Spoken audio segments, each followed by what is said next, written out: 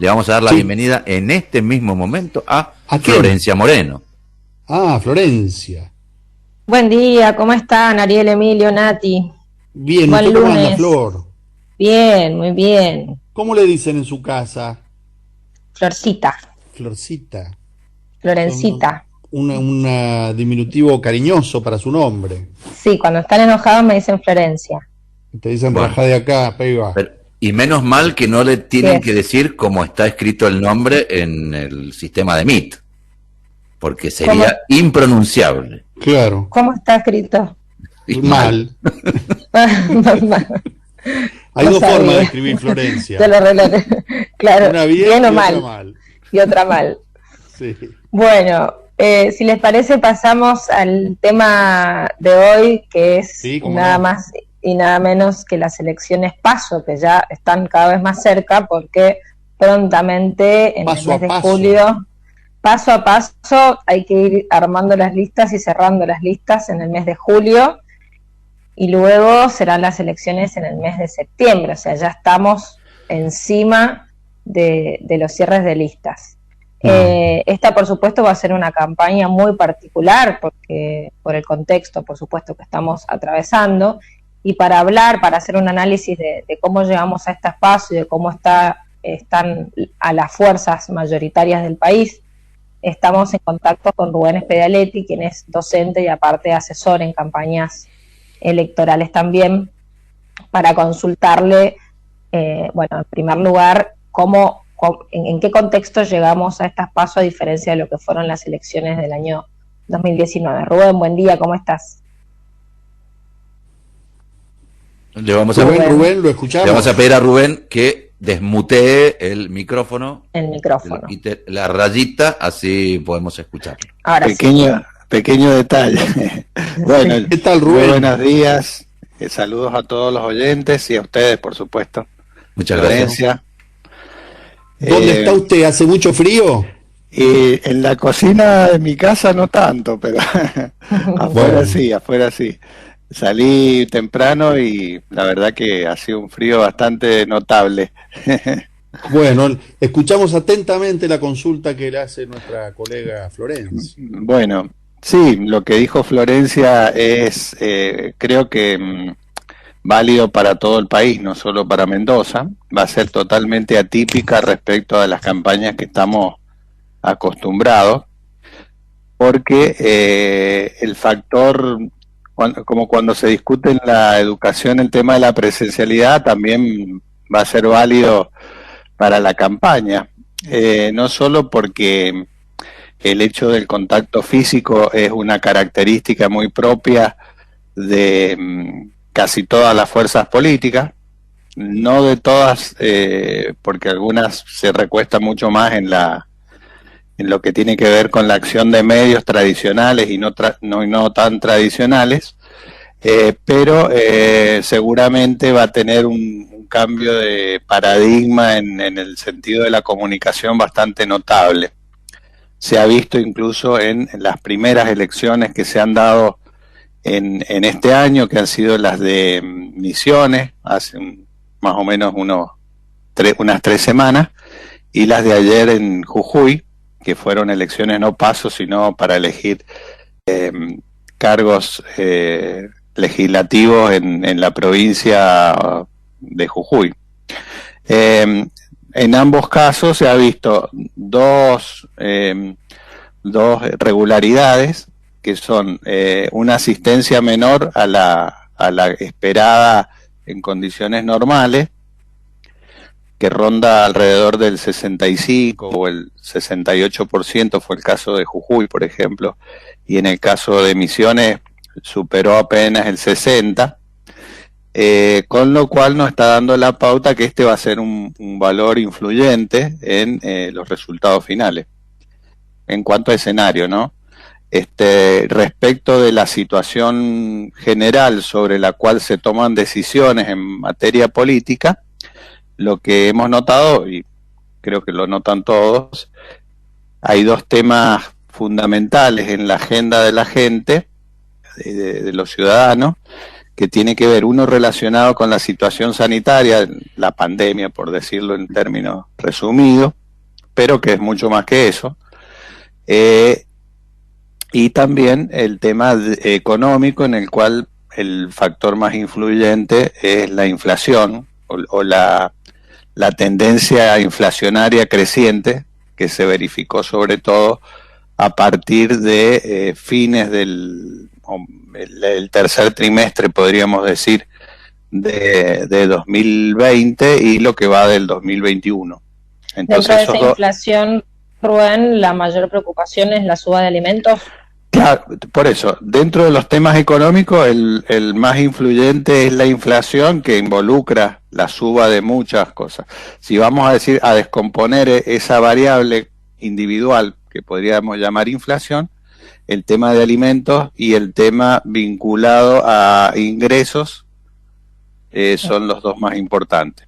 O sea, justamente el hecho de que la inflación hace que los ingresos tiendan a decrecer ante la posibilidad de no adquirir la misma cantidad de bienes. Y también, digamos, respecto del panorama, si nos retrotraemos al caso de la última elección que fue en 2019, por ahí sí es cambiante el tema de tarifas y la influencia de tarifas, que en ese momento era una preocupación importante. Y en la actualidad, a partir de fines de abril, que se ha decidido hacer los últimos aumentos y dejarlas vigentes hasta fin de año, creo que eso va a tender a decrecer, aunque obviamente tienen una influencia también en el presupuesto familiar, ¿no? Sí, claro. Y en este contexto, ¿cómo llegan las fuerzas mayoritarias? Ya hablo del Frente de Todos y de Juntos por el Cambio a las elecciones PASO. ¿Cuáles son los temas también que los mismos están poniendo en agenda? Estos temas son válidos, creo que para todos. Hay una discusión que creo que es válida para todos los que trabajamos en estos temas, que es tratar de instalar una agenda propia según cuáles sean los intereses de la fuerza que uno trata de asesorar o de ayudar, ¿no es cierto? La principal, y esto ya va más allá del interés de cada uno, es que también va a haber una novedad este año, que va a ser la unificación de las elecciones, lo que vos dijiste al principio, que se va a dar en las PASO el 12 de septiembre y las generales en noviembre. Entonces, esto no pasaba hace mucho, e incluso más, hay una ley provincial que fijaba que las elecciones provinciales tenían que ser antes, pero también en la ley de paso provincial existe la posibilidad de que el gobierno de su momento, en este caso el de Suárez, pueda adherir a las elecciones nacionales, que es lo que ha pasado en este momento. Esto es importante por dos cosas. Una, obviamente va a haber una elección donde van a haber varias listas para distintas categorías, las nacionales y las provinciales, y las municipales también, pero van a ir adosadas a las provinciales, y además se va a regir por la ley nacional de paso, que permite las adhesiones, no las listas de espejos, pero sí las adhesiones, de cuando uno de los espacios políticos no lleva esa categoría. Supongamos que una fuerza política lleva candidatos provinciales completos y lleva candidatos a diputado nacional, pero no lleva candidato a senador nacional. En este caso podría tranquilamente adherir a la candidatura del senador o de senadora de alguna de las otras fuerzas que intervienen en la disputa política. Cosa que es una novedad también, ¿no es cierto? En el sentido de que no sabemos si eso va a pasar o no, pero es una posibilidad. Esto permite que fuerzas que por ahí no pueden armar lista completa puedan presentarse igual. Pero claro, pueden presentarse. Además, vos pensás que el hecho de la pandemia ha congelado también la dinámica que suelen tener en cuanto a afiliaciones, resultados y todo lo demás a la situación existente en 2019, con lo cual va a posibilitar que fuerzas que no han tenido una actividad demasiado intensa en estos 2 años estén en condiciones de presentarse, porque no les van a exigir como si hubiese sido lo normal, ¿no es cierto?, que presenten avales o todo en base a un padrón diferente. Entonces, como que se van a ver facilitadas y además las que sí se van a ver perjudicadas son aquellas fuerzas nuevas que quieran intervenir, porque justamente la posibilidad de hacerlo va a estar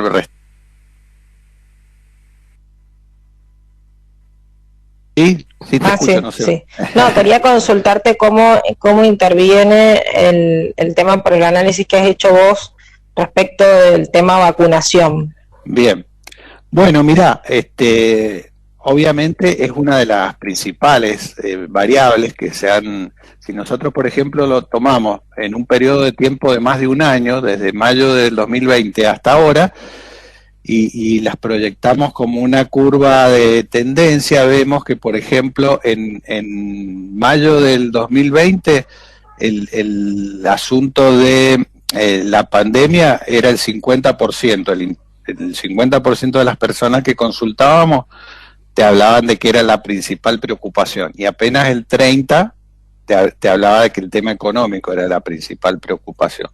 Eso fue variando, por ejemplo, a partir de julio empieza a aparecer con más fuerza el tema económico, vuelve a aparecer en las etapas críticas de la pandemia el tema sanitario, como fue en mayo, por ejemplo, a ponerse otra vez a la cabeza, mayo del 2021, y ahora que hay como una situación aparentemente de mayor control de la situación, otra vez el tema económico empieza a aparecer como una preocupación mayor. Respecto de la vacunación, es la principal política pública que se percibe del gobierno nacional y del cual se evalúa mejor que ninguna.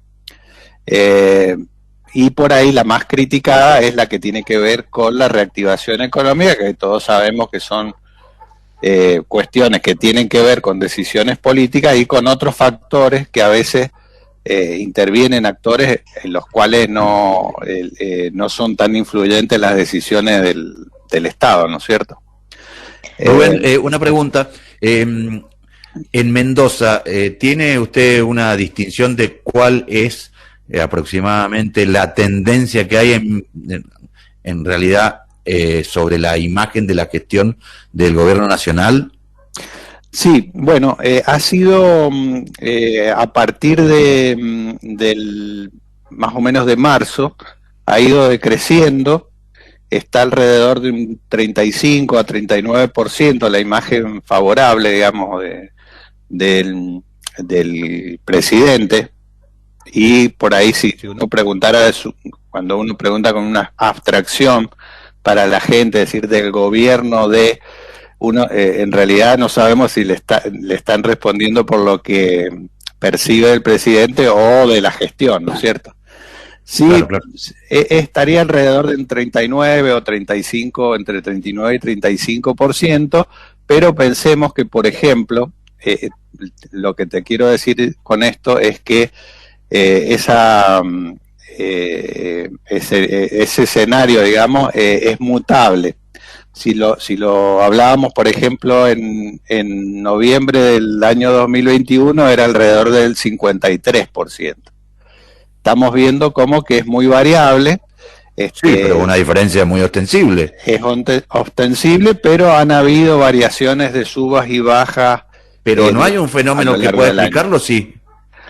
Sí, tiene que ver con situaciones sobre todo vinculadas a los temas económicos y a lo que tiene que ver con los ingresos familiares y alguna es como decir ver luz al final del túnel, en el sentido de decir bueno, no sé hasta cuándo van a subir las tarifas, no sé si el alquiler, esa parte de incertidumbre genera en las personas un cierto malestar, ¿cierto?, que se va reflejando Y además una cierta habilidad también del gobierno provincial en achacar las cuestiones que no puede resolver por sí mismo, en las cuales en algunos casos tiene bastante responsabilidad, ponerlas en el campo contrario, ¿no es cierto? Es una estrategia de comunicación. Te doy un ejemplo. Nosotros queremos ampliar horarios de comercio y de la gastronomía, pero hay restricciones horarias que las da el decreto nacional. Queremos que haya turismo interno y que vengan los chilenos, pero no hay definiciones para las vacaciones, se prohíbe el ingreso de extranjeros. Claro, no dicen nada de las variantes de COVID que se han detectado en Chile, por ejemplo, o en otros países, que además incluso en los propios países que serían el objeto turístico nuestro, tampoco les conviene salir. Ahora podemos ver, inclusive en los principales órganos de oposición, que son los medios como Nación y Clarín, que ocupan enorme dimensión el tema de esta restricción para que regresen las personas que están afuera, esto de los vuelos, ¿no? Claro. Como si fuese la preocupación más gravitante de la sociedad argentina. Claro, y si vos te fijas hoy en el noticiero local, por ejemplo, de mayor difusión, sí, te sale que... en el 9, digo, para Canal 9, sí, claro, piden que a través de ese medio, digamos, el gobierno pide que se amplíen los vuelos, por ejemplo, los vuelos nacionales e internacionales, y que no se va a pedir PCR, cosa que contradice totalmente la política sanitaria nacional, ¿no es cierto? Pero bueno, es gratis decirlo en la medida que saben que no se va a concretar, ¿no es cierto? Sí, pero no es tan gratis porque lo que hace es alterar y malversar claro, cuestiones que tienen que ver con la administración inteligente y correcta de una situación tan grave como la que atravesamos. Claro, vos lo decís desde el punto de vista de la política pública, pero ellos lo digo diciendo... de la decencia, más que de la política pública, de la honestidad, diría, ¿no? Claro, pero ellos lo dicen desde una estrategia de comunicación, en la cual tratan de establecer, decir, bueno, nosotros queremos... Sí, pero esto lesiona, claro, esto lesiona, igual que los sectores que piden, y que es muy legítimo, nosotros jamás vamos a cuestionar a alguien que pida, pero piden pero no dan las gracias. Mire, veía me trae a la memoria algo muy reciente, un afamado hombre de negocios de Mendoza, muy afamado, leí un Twitter, porque lo sigo yo, que decía: señor presidente, se cumplieron los 3 meses de la primera inoculación que recibí de la vacuna, no me acuerdo cuál de las vacunas era. Si a partir de ahora que debiese haber tenido la segunda dosis, me ocurre algo, lo responsabilizo a usted de lo que me pueda ocurrir. Esto no lo dice una criatura, ni no, lo dice un empresario de Mendoza. Sí, pero si usted sigue los tweets de este hombre... yo cuando lo inocularon nunca vi uno que dijese muchas gracias, señor presidente, porque sería lo correcto, digo, ¿no? Claro. Porque uno puede... En ese sentido, fíjate que, por ejemplo, también, si lo vemos del lado de la demanda de turismo, por ejemplo, volviendo al ejemplo, el que vos decís es muy claro, ¿no?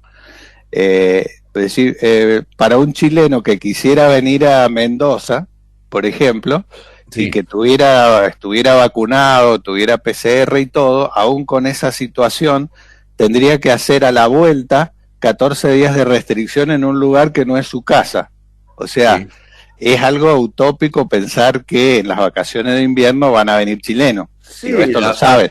Las autoridades de turismo no es lo recomendable, que venga turismo externo. Pero más allá de lo que sería razonable, digamos, ellos lo saben, digamos. Es una estrategia comunicacional, claramente. Bueno, pero parece que también se adhieren los mismos que son perjudicados de alguna manera por el propio gobierno provincial, lo digo perjudicado porque nos contaron, o municipal, y beneficiado por el gobierno nacional, pero como no les alcanza el beneficio, que es entendible, es realmente entendible, porque es el sector, sin lugar a dudas, más perjudicado, ¿no? Y además el que más contribuye, por eso se siente tanto en Mendoza en el tema de empleo, por ejemplo, porque el sector terciario de servicios en Mendoza, en especial gastronómico y de turismo, es el que más influencia tiene en la conformación del PBG, ¿no es cierto? Claro, claro, además genera mucho empleo, no solamente mucho empleo, también claro. Especialmente, claro, el que más ha sentido el sacudón es la gente que no tiene, digamos, una situación de blanqueo en el campo laboral. Eso es totalmente cierto. Y sin lugar a dudas, nosotros casi cotidianamente, parece una misa lo nuestro, pero podemos conjeturar que la comunicación del gobierno nacional es realmente ausente o pésima, alguna de las dos, ¿no? Totalmente. Es otra de las cuestiones que han influido. Creo que ahora se ha tratado de mejorar eso, por lo que he visto en los últimos tiempos. Ha habido como una cierta, estamos hablando de un par de semanas, de mejorar un poco, pero obviamente en algunos casos podría, sí, en algunos casos le podría decir que están disimulando bastante la eficiencia, podría decir. Porque, por ejemplo, este aporte que va a hacer desde el ministerio que dirige Culfa de los 225 millones de pesos para el estímulo de la generación de empleo, para 1.000 puestos de trabajo, es a través de un aporte no reembolsable. Claro. Y esto beneficia directamente a la provincia. Es un convenio que firmaron con la provincia para que la provincia canalice eficientemente ese dinero. Y sin embargo, si usted tuvo oportunidad de leer los medios locales, la provincia. Sí, y la provincia a través también de algunos de sus directos medios, ¿no? En donde pautan. Claro, lo mismo ha ocurrido con las becas, por ejemplo. Sí, también hay una responsabilidad. Hay una responsabilidad, me parece, de la oposición local también, ¿no? De no poner en valor las políticas nacionales. También. Sí, son errores compartidos, no que llegan a la provincia de Mendoza, ¿no? Por supuesto. Y mira, yo creo que retomando lo que decía ahí tu compañero, Ariel Roberts, ¿cómo le va? Ariel, ¿cómo anda? Lo que decía Ariel, tal cual, pongamos un ejemplo, la disciplina del mensaje del gobierno provincial, por ejemplo, ha sido tomado de lo nacional, porque son temas que se vinculan.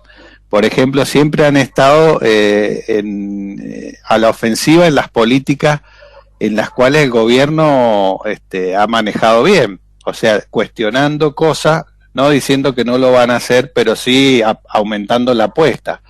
Por ejemplo, el nombre de qué vacuna, no tenemos vacuna porque el gobierno nacional no nos las manda, nosotros la organizamos bien a la entrega de turnos para vacunar, pero no nos llegan, no tenemos componente 2 de la Sputnik. Bueno, todas estas cosas, digamos que la mejor política que el gobierno nacional evalúa a la gente y que creo que es la más impactante y más efectiva, inédita en el caso de la Argentina a este nivel, aún así se le complica al gobierno nacional de mostrar buenos resultados, justamente porque hay una estrategia vinculada a este sentido de tratar de desvalorizar, ¿no? el esfuerzo. Bien. Rubén, muchísimas gracias por este contacto. Bueno, muchas gracias a ustedes. ¿Cuándo es el cierre de listas entonces? 24 de julio, o sea, estamos a menos de un mes, las campañas empezarían en ese mismo momento y la campaña en los medios el 8 de agosto, para ustedes que son parte del aire de Mendoza. Bueno, muchas gracias, Rubén. A ustedes, gracias.